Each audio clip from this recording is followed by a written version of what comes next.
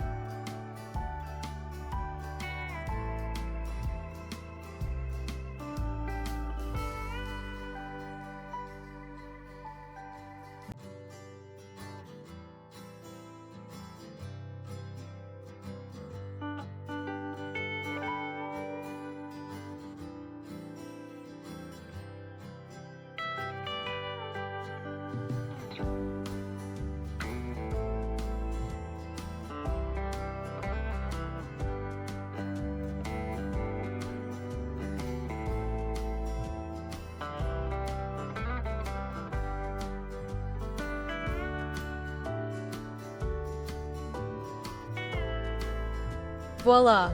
The finished product. I love that the hat is so blingy and I love how it sparkles and moves. The boa is a great substitute for a veil. I hope you hit the like button and subscribe to my channel. I will provide another kitchen update soon. I can hear them in there working.